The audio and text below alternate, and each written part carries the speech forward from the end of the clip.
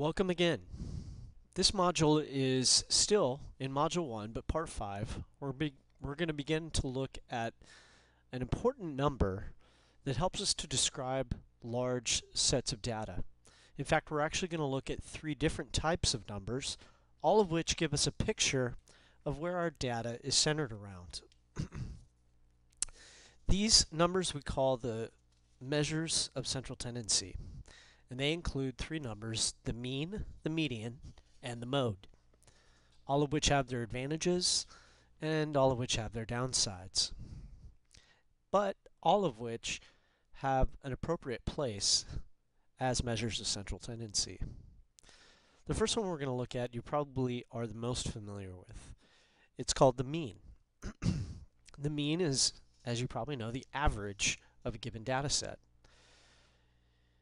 The way we find mean is to add up all of the numbers that we have and then divide that sum by the number of values. This, of course, works well if we're actually dealing with numbers. As we've looked at, we have categorical data, and then we also have quantitative data. If we're dealing with numerical data, then mean can be a very appropriate way to measure the central tendency of that data. One of the upsides of the mean is it includes all the data in the calculation. That means each number is part of calculating the final outcome. This, unfortunately, is one of the downsides as well. If our data contains any extremes or outliers, then the mean will unfortunately be affected highly by that. For example, if I have a classroom of test scores that I'm trying to find the mean for, if 3 or 4 students did not show up and take the exam, their scores, of course, would be a 0. Those zeros, if I use them as part of calculating the mean, will highly influence those the mean outcome. In fact, as you know, it'd probably pull it toward the left. That would give me a very skewed result. My point in taking the scores of the students who took the test was to find the average of how they did for those who actually took the test. So in this case, because those outliers are there, it's going to highly influence the outcome of the mean.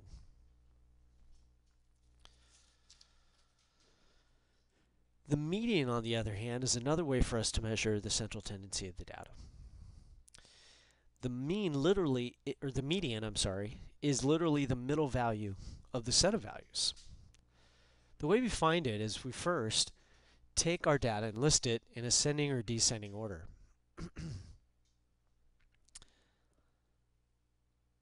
For an odd number of values, the median is actually the number that's in the middle. For an even set of values, the median, there's 2 numbers that are in the middle, and so we actually take the average or the mean of those 2 middle values, and that average is the median of that data set. This is also used when we're actually dealing with numbers. Only numbers can really be put in ascending or descending order. However, the benefit of the median is that it's not going to be influenced by those extreme values and outliers. Those zeros that I have will not really affect where the middle value is. So one of the things that we need to do in finding the median is to locate where the center point is for those numbers. If we had 3 numbers in ascending order, the middle value would obviously be the second value. But if we have 35 or 40 values, how do we find the center? Well, this little formula here can help you find the location of the median when they're in ascending or descending order. We take n, which n represents the number of values that we have. We add 1 to it, and then we divide that by 2. The number that we get will be the location of our median when those numbers are in ascending or descending order. The mode is an interesting calculation. The mode is simply the number or the value, whether it's a number or a non-number, that occurs most in a data set. The mode is really our attempt to try to draw a central tendency or to find a value that occurs the most often when we're dealing with qualitative data. For example, if we were measuring or the geographical area where most students live in that are in our class, I could have everybody turn in their zip codes. Those zip codes, as we've discussed, don't really have any real numerical meaning to them. They're simply showing us where people live geographically. Well, the one that occurs the most often, if most people, say for example, lived in the downtown area of Tacoma, if that occurred the most often, then we would say downtown Tacoma is the central tendency of the geographical location of students in this class. So you can see that mode is best used when we're not dealing with numbers, but with non-numerical data that's categorical or qualitative in nature. Now, if we are dealing with numbers or non-numbers, and one value or one data value occurs the most often, then we say that data set is unimodal. But if we're just talking about numbers that are repeating or categories that are repeating the most often, a lot of different outcomes are possible. We could actually have two categories that appear the most often, or two sets of numbers that occur the most often. In that case, we would have what we would call a bimodal set of data. If we have more than two that occur equally as often, then we say it's multimodal. And if nothing occurs, if nothing repeats themselves, then we say there is no mode for that particular data set.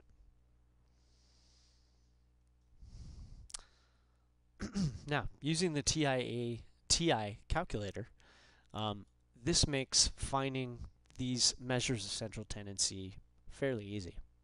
Let's take these high temperatures for cities in the southeast. So our first step would be to put these into a list in our calculator. So as you saw in the calculator video, the way we do that is we go to the Stat button on our calculator, and then when we hit Stat, the first thing that comes up as an option is Edit. Hit Enter, and then we create a list of numbers in List 1.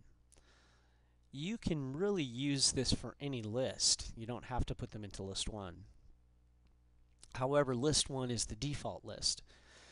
Close parentheses. If you use any other kind of list, then on this next step here, once you put the numbers into the list, you're going to hit Stat, and then you're going to toggle over with the right arrow button and highlight Calc across the top. Choice number 1 under Calc is one variable stats. You can either hit 1 for number 1, or you can just hit Enter. Now, once you've hit Enter, you're going to see one variable stats appear on your screen.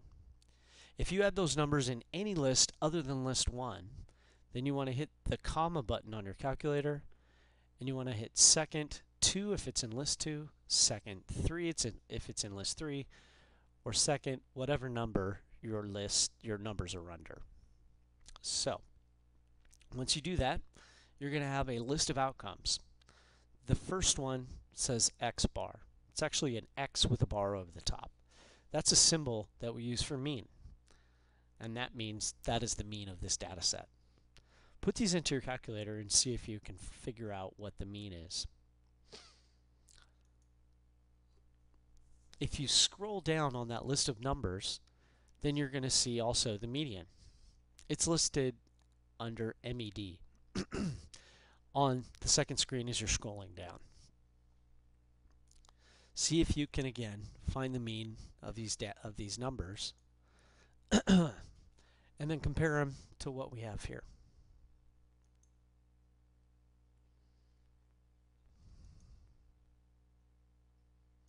In doing this, you may want to hit pause for the video.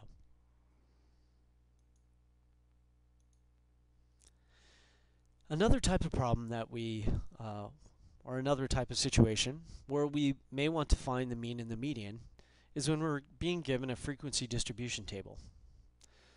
So for example, here's a frequency distribution table.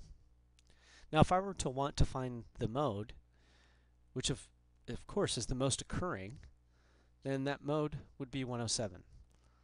Here's why. Because we don't have the actual data values themselves, the first thing that we need to do is to figure out what the midpoint is of each of these classes.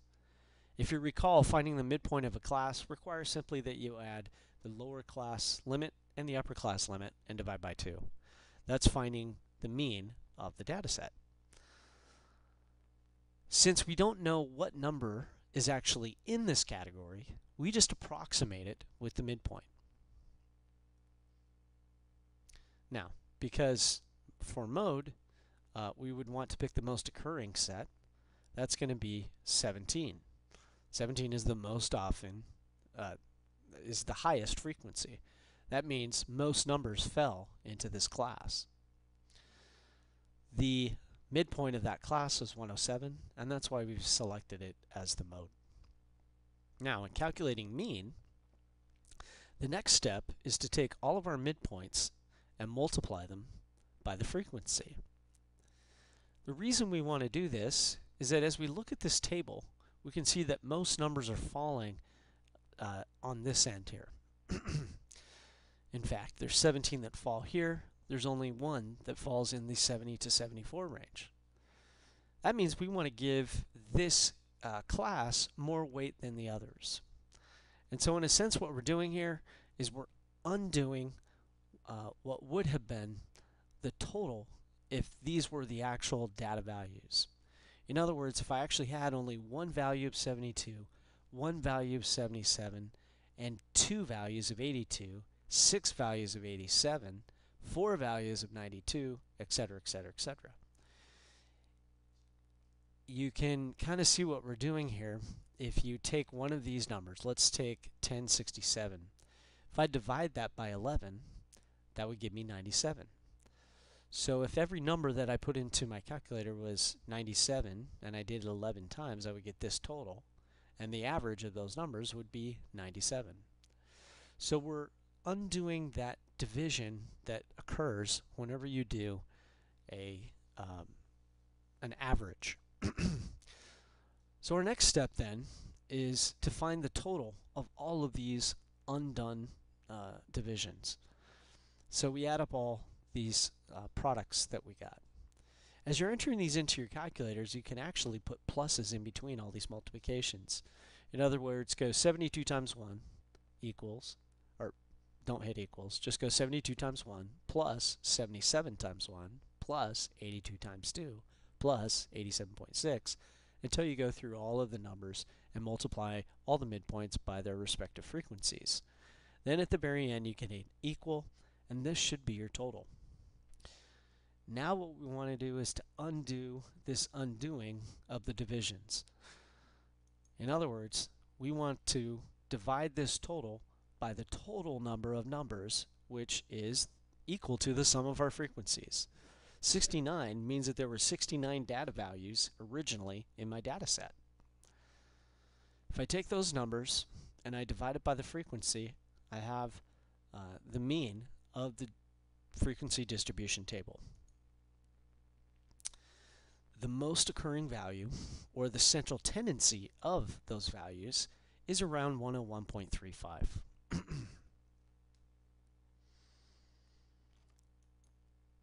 Finding the median is somewhat similar.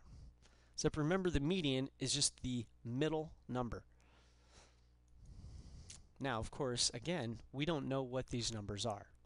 The original numbers have been lost once we created our frequency distribution table. However, we're just going to, again, pretend that the midpoint is the value of the number in that whatever class our median falls into.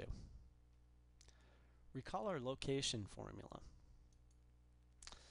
The location of the median is always equal to the number of values that we have plus 1 and then divided by 2. In this case, our total was 69. So we're going to take 69, we're going to add 1 to it. That gives me 70, and we're going to divide 70 by 2. That gives me 35. That means that the location of the median will be in the 35th spot if these numbers are put in ascending order. Well, in the frequency distribution table, they are in ascending order. And so all I need to do now is to count until I get to the 35th value. So we start at 1. 1 plus 1 is 2. 2 plus 2 is 4. 4 plus 6 is 10. 10 plus 4 is 14. 14 plus 11, that's right, is 25. And 25 plus 12 is 37. So within this category here, 12, we hit the 37th number. That means that 102 is the median of the frequency distribution table. Note that the value of the median and the value of the mean were very close in this case. The mean was 101.35 and the median is 102. In most cases, if there's no real big outliers or extremes, the median and the mode, or the median and the mean, are generally close to the same number. Our mode was also not too far off, being at 107. That is how we find the measurements of central tendency, and that means this is the end of this module.